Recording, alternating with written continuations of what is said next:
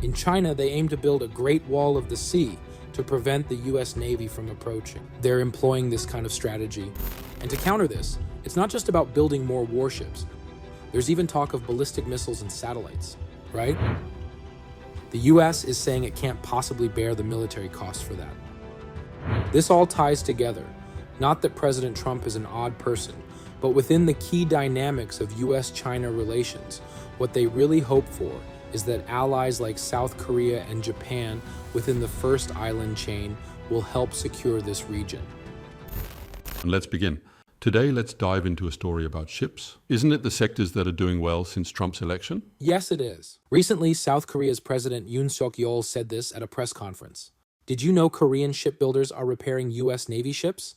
He said it's not just military work. US shipbuilding has declined, so cooperation with Korea is key. It's vital for US economic security, so they plan to actively join. President Yoon said that in his first call with President Trump after his election, they discussed topics related to shipbuilding. From Korea's perspective, this appears to be a significant opportunity to tap into the $20 billion US naval maintenance and repair market. You might wonder if it was really necessary to point out the decline of the US shipbuilding industry to President Trump, but in any case, it seems like an inevitable future. But talking about this with President Trump is a bit of a concern, because he's not the type to just hand over benefits to Korea, right? Absolutely not. So I've prepared some thoughts on what kind of bill might come our way when dealing with the US and how we can handle it wisely. To put it simply, US shipbuilders have very limited capacity when it comes to building warships. The Newport News shipyard, which we're looking at now, is pretty much the only US shipyard capable of building large vessels.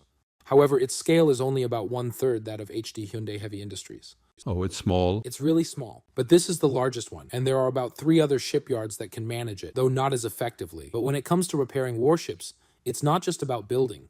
There are repair yards, and even they take over 2 years to complete repairs. The US is facing some concerns. There's that saying, whoever controls the seas controls the world, and similar ideas have been discussed. Dominating the sea is extremely important. Over 90% of global trade goes through the seas, and if an attack happens at sea, it's much harder to respond from land. So in the end, naval power is crucial, and the most important factor in naval power is, of course, warships. However, the US currently has 296 warships, which is significantly fewer compared to China's 355. So, the US will need to build more in the future, but its construction capacity is currently around 100,000 gross tons per year. China, on the other hand, 23.25 million gross tons, 230 times greater. It's no match. No match at all. So, while the US can barely produce 1 ship, China could make 230 ships if operating at full capacity. Amazing, right? Based on these estimates, by 2035, the US is projected to have 317 ships, while China will have 475, widening the gap. Looking at this, it's almost a decade, right? In the next 10 years, the US will only increase by 21 ships, while China will grow by 120. Right. Plus, you can't really look at this purely only by tonnage.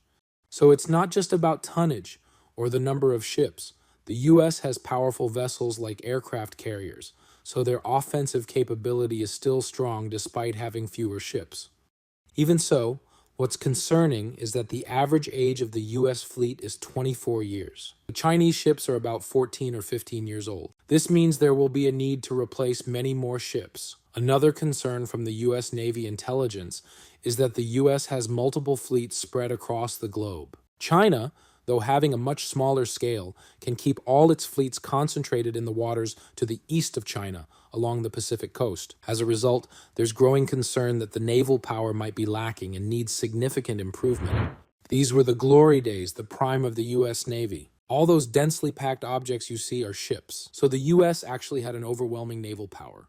Until 1949, the US accounted for a staggering 71% of the world's naval power.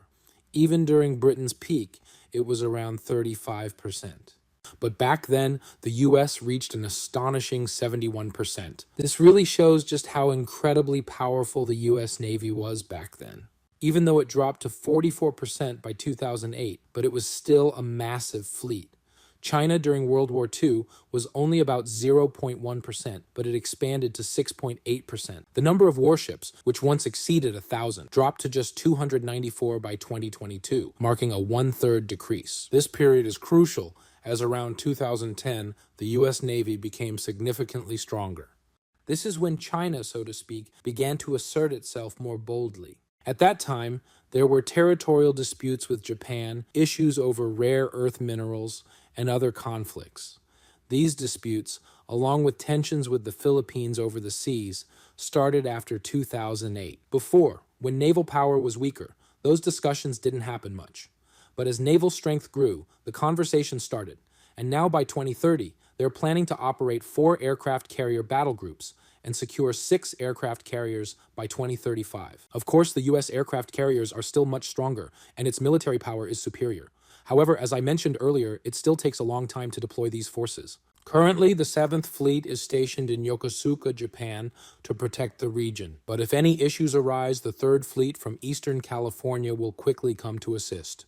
Nevertheless, this kind of operation takes at least 10 days, so it's not easy. As some of you may know, there's the Jones Act, a law created in 1920, which states that any ship operating within the U.S. must be built in the U.S. It also states that foreign nationals cannot crew the ships. That's the essence of the law. At that time, there were so many U.S. shipyards that the country could build such a large number of ships just with its own shipyards. But now, there are only 3 shipyards capable of building warships, and there's been a lot of talk about the need to revise this. Still, if you've seen the show House of Cards, there's a character named Peter, a local politician. He runs for governor and all, but the one thing the local residents truly wish for is to protect the shipyard. Shipbuilding is a major industry with lots of jobs, making it crucial for the area. Since the shipyard is so concentrated in that area, local politicians fiercely oppose any closure.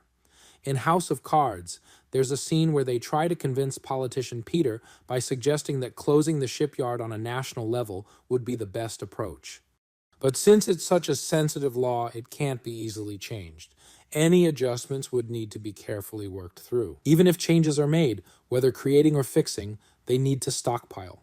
So they've outsourced this to Korea, and Hanwha Ocean has secured 2 orders. If you look at this, around 2010, China started using a strategy called the island chain line.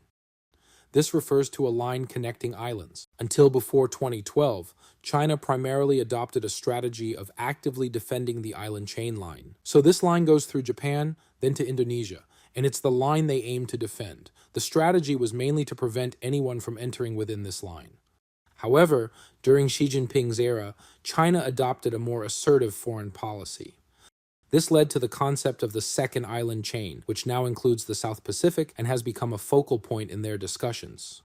My colleague once mentioned how China suddenly intervened in small islands, asking, why get involved in such tiny islands? Why meddle in elections and provide supplies? This is all part of their efforts to defend the second island chain.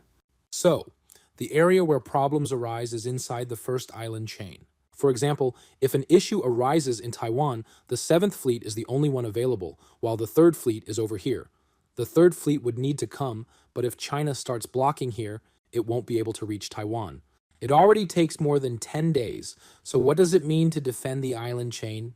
It means positioning missiles and other weapons here to prevent access.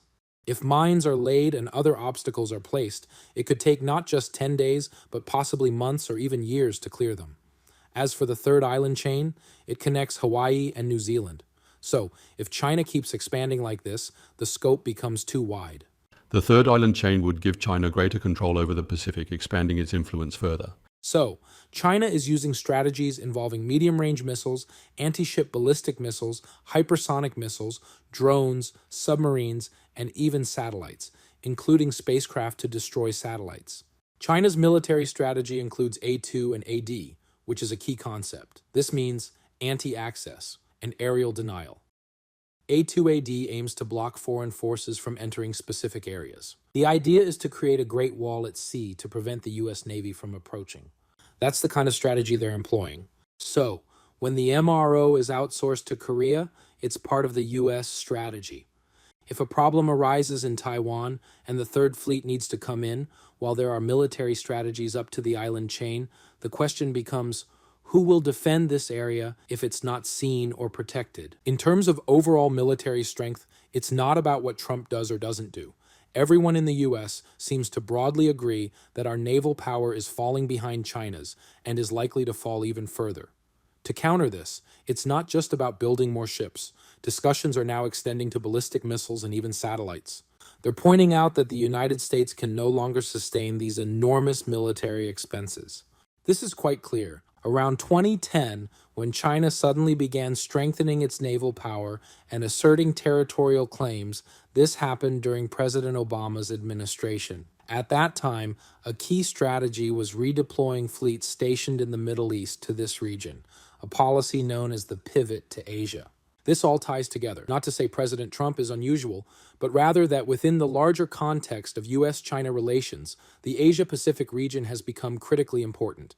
If China blocks the first island chain, it would be hard for the US to intervene quickly, and even if they could, the cost would be enormous. That's why the US hopes allies like South Korea and Japan, located within this first island chain, will help safeguard the region. So, there is a significant worry about these issues. Now, this ties into military strategy, particularly a concept from Unrestricted Warfare, an old book by Chinese military experts. It argues that military conflict isn't just conventional warfare or nuclear attacks, like atomic bombs, as we typically understand it. It includes things like biological and chemical weapons, space-based attacks, and even terrorism, what we refer to as war. But the essence of unrestricted warfare is that everything else can also be used as a weapon of war. Diplomacy, cybersecurity, hacking, technological advancements, these are also considered weapons of war. Even activities like China's export of fentanyl precursors and equipment to Mexico are framed as part of a broader military strategy. This makes it so difficult to respond. If they provoke militarily, you can counter militarily. But if they send fentanyl precursors claiming, "We thought it was for medicine," then how do you interpret it? Are they provoking as a nation militarily or not? Should you respond through trade measures or military actions? It's quite complicated. And when there's a sudden trade halt, is that just business or a declaration of war? It's quite complicated. Financial warfare, like suddenly dumping bonds to drive up interest rates, is also considered part of unrestricted warfare. This strategy views all such actions as integral components of military power. It aims to wage war across all domains. The issue is it's really tough to defend against. The attackers only need to focus on carrying out their attack.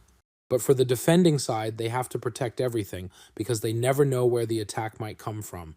From a military standpoint, it's rare for the US to initiate an attack on China. However, China often takes the initiative in launching attacks. For example, in intellectual property theft, the copier only focuses on stealing one thing, but the defender must protect everything, unsure of what might be targeted. As a result, when every field is viewed from a military security perspective, defense costs skyrocket to an unsustainable level. The reason the US is turning to South Korea and its allies isn't just about Trump's typical style of saying Korea is a money machine. They've got money. Let's make them pay, and I'll make Americans happy. Instead, it's rooted in the understanding that in the critical area of military security, the U.S. simply cannot manage everything on its own. Without allied support, the U.S. fears it will lose its dominance to China, a fundamental concern driving this approach. Thus, the U.S. is saying, defend your own regions and take on more of the defense burden. It's not that they plan to reduce their spending. They're fully committed. But even with that, it's still far from sufficient. In terms of GDP to defense spending, the U.S. pays the most overall but allocates about 3.4%. South Korea, despite its size, spends a considerable 2.8%. In the EU, which Trump has criticized, Germany spends about 1.5% and France 2.1%, both relatively low. Poland's higher spending is due to the Russia-Ukraine war.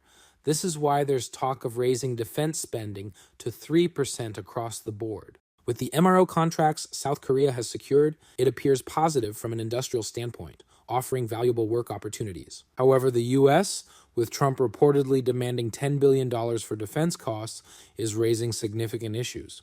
Amid these concerns, they're hoping allies will increase their defense contributions significantly. So, the US Navy has given Korea MRO work, but does that mean US will hand a bill to Korea in return?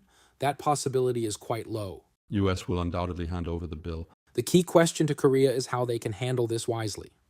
Wise handling doesn't mean negotiating solely on defense costs. Instead, Korea needs to prepare multiple negotiation cards to strengthen their position. For instance, if they push to raise defense costs, they could counter with, let's leave the Korea-US FTA as it is, no changes to favor you, or broaden the scope, arguing against cutting subsidies for Korean firms in the US. Likewise, if subsidies for US firms in Korea decrease, Korea could respond, then we can't increase defense spending much either. The idea is to prepare diverse negotiation cards to handle the situation wisely. These actions are being carried out with confidence, dignity, and steadiness. If South Korea finds itself needing to increase military spending, it raises the question, how is Europe handling this? Europe, with its many nations, has recently been focused on addressing and reducing economic imbalances among member states. These nations acknowledge that there are significant economic disparities between countries. To address this, they decided to establish a fund to support struggling nations, and this fund currently amounts to approximately $400 billion. That's a huge money. However, one key point about this fund is that it cannot be used for military purposes. This fund cannot be used for military purposes, but with the growing global trend of needing to increase defense spending, there's a push to find ways to repurpose this money. To modify the regulations for this fund, direct purchases of weapons are still prohibited. That's clear.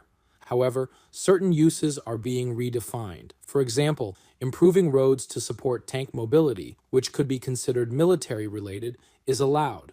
Similarly, supporting drone projects, which can have military applications, is another area where the fund can be utilized. Adjustments like these are being made to allow the $400 billion in one economic imbalance fund to cover such indirect or dual-use military purposes. So these aren't issues unique to South Korea. Similar discussions are happening in Europe. Additionally, there's the KDDX project, something you've probably heard about before. The KDDX project aims to build 6 Korean-style Aegis destroyers, with HD Hyundai Heavy Industries and Hanwha Ocean fiercely competing for the contract. I'm not just emphasizing the fierce competition here. This is a massive project. This project involves spending $5 billion to build 6 destroyers. Why are they doing this? South Korea military exists primarily to counter threats from North Korea. South Korea military is not designed to invade other countries. However, looking at this from a broader perspective, it's part of a larger project to create a mobile fleet task force. Currently, there are 3 Sejong the Great class and 6 Yi-Sun Shin class ships in South Korea. South Korea's plan is to add 6 more KDDX destroyers. 3 Jeongjo the Great class destroyers are also being built, bringing the total to 18 destroyers, which will be divided into 3 units. These are the big ships. Each unit will have 2 large destroyers, 2 KDDX destroyers, and 2 Yi-Sun Shin class destroyers, forming 3 6-ship fleet task forces. The plan is to establish a large mobile fleet command, consisting of ships like these. The fleet includes larger ships like Jeongjo the Great and Sejong the Great, smaller ships like Yi-Sun Shin class, and soon KDDX destroyers. The aim is to extend beyond just defending Korean waters. One of these is the Chunghae unit, which operates in the Gulf of Aden near Somalia, protecting Korean ships passing through the region. This fleet is not stationed in Korea, but is deployed overseas for missions. Once the task forces are fully established, they are expected to operate primarily in the vast Pacific Ocean. So, essentially, this could mean that South Korea is building a task force that can operate in the Pacific Ocean. With a budget of $5 billion, are these ships really just for dealing with North Korea? The official statement is that this effort aims to ensure South Korean citizens can freely and safely engage in maritime activities while securing vital sea lanes, expanding operations to more distant waters. They say it's to conduct operations in places like Somalia, where pirates frequently attack South Korean ships, but realistically, would spending $5 billion to build 6 KDDX destroyers and create an 18-ship mobile fleet command really be just to counter Somali pirates? The official statement is that this is to support the safe maritime activities of South Korean citizens. However, in reality, it's about building a fleet capable of operating in this region. This strategy aligns with the US-led Indo-Pacific strategy, which South Korea is already a part of. even if it's not openly stated. Such efforts should also be considered negotiation leverage.